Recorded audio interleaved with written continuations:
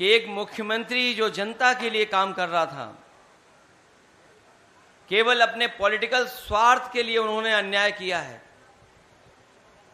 केवल एक संदेश देने के लिए कि वो कितने ताकतवर हैं। उन्हीं ताकतवर लोगों को मैं कहना चाहता हूं कि लोकतंत्र में सबसे बड़ी ताकत अगर किसी के पास है वो जनता के पास है। जनता ही सर्वोपरि है। हाल में जो चुनाव हुए हैं, ये अलग बात है कि जो लोग कहते थे 400 पार, उन लोगों को जनता ने बहुमत नहीं दिया। और जिस प्रदेश से हम लोग आते हैं, उत्तर प्रदेश में, जहां वो दावा करते थे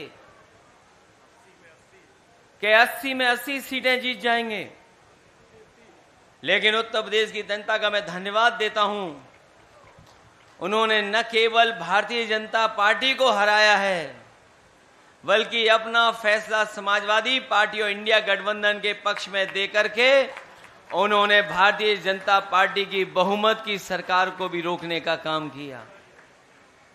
जहां उनके सांसद हारे हैं, वहीं देश के प्रधानमंत्री जी भी वोटों से हारे हैं।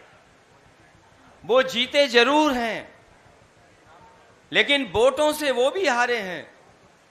कहां 5 लाख के लगभग वोट से जीतने वाले थे, या वो लोग दावा कर रहे थे कि 10 लाख वोट से जीतेंगे, लेकिन प्रशासन अगर गिनती इधर उधर वाली जोड़ करके ना करता तो शायद वो भी 1.5 लाख से नीचे की जीत होती, उनकी उतनी भी जीत नहीं होती। कम से कम ये संदेश तो बीजेपी को समझना चाहिए कि जनता उनके खिलाफ है। और हमें खुशी इस बात की है, आप पार्टी के कार्यकर्ता, नेता, अगर उनके नेता जेल भी चले गए हों, लेकिन आप पार्टी के नेताओं के और कार्यकर्ताओं का मनोबल नीचे नहीं हुआ है। मैं उन्हें बधाई देता हूं। वो यहां हमारे साथ नहीं, अरविंद केजरीवाल जी, उनकी पत्नी मंच पर हैं, लेकिन एक एक कार्यकर्ता उनके साथ जुड़ा हुआ आज भी उनके साथ खड़ा होकर के उनके रिहाई के लिए लड़ाई लड़ रहा है। जहां ये सरकार एक मुख्यमंत्री को जेल भेज चुकी है, यहां हमारे साथी बैठे हैं, इन्होंने ऐसा अन्याय देखा है शायद लोकतंत्र में किसी ने भी अन्याय नहीं देखा होगा। और राजनीति में हो सकता है हमारी आपकी विचारधारा में हम कुछ स्वीकार करते हो, आप कुछ स्वीकार करते हो, लेकिन कभी ऐसा नहीं हुआ होगा कि पूरे के पूरे परिवार के साथ अन्याय हो जाए। केवल आदरणीय मोहम्मद आजम खान साहब को नहीं जेल भेजा, उनके परिवार के लोगों को भी, उनके तमाम सहयोगी साथियों को भी। यहां पर मुझे दिखाई दे रहा है जिन पर झूठे मुकदमे लगे हैं, कुछ दिन वो भी जेल हुआ है, लेकिन वो डरने वालों में से नहीं है। इसलिए ना आप पार्टी का कार्यकर्ता डर रहा है, ना हमारे ये समाजवादी लोग डर रहे हैं। अगर हमारा रास्ता लड़ने का ही है, संघर्ष का ही है, तो हम लोग लड़ने और संघर्ष करने का रास्ता स्वीकार करते हैं।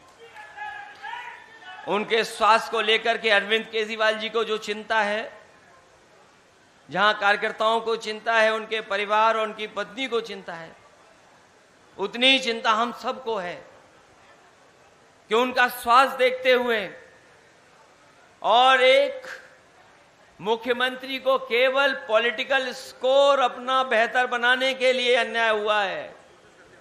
उनके खिलाफ जितने मुकदमे हैं सब खत्म होने चाहिए, उन्हें जेल से रिहा होना चाहिए। हालांकि एक बात मैंने चुनाव से पहले कह दी थी कि कई ऐसी संस्थाएं हैं दिल्ली के पास जो पॉलिटिकल लोगों को समय समय पर परेशान करती हैं। वो संस्थाएं उन्हें न्याय नहीं देने देती हैं।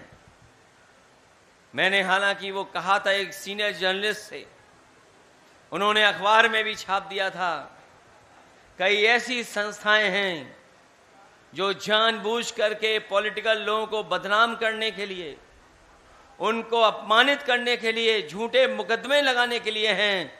अगर जब कभी भी संस्था हम लोग सत्ता में आएंगे, ऐसी संस्थाओं को हमेशा हमेशा के लिए खत्म कर देंगे।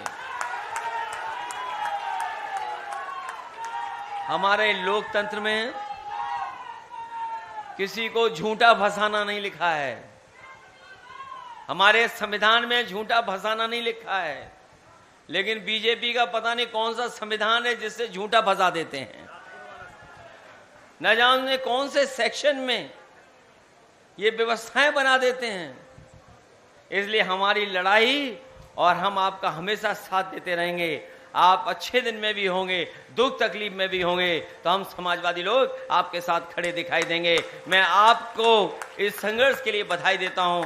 मैं आपके पार्टी के लोगों को धन्यवाद देता हूं कि उन्होंने मौका दिया है आने का। मैं एक बार फिर श्रीमती सुनीता केजरीवाल जी से कहूँगा कि वो लड़ रही हैं, पत्नी होकर के भी वो लड़ रही हैं, वो अपनी जिम्मेदारी निभा रही हैं।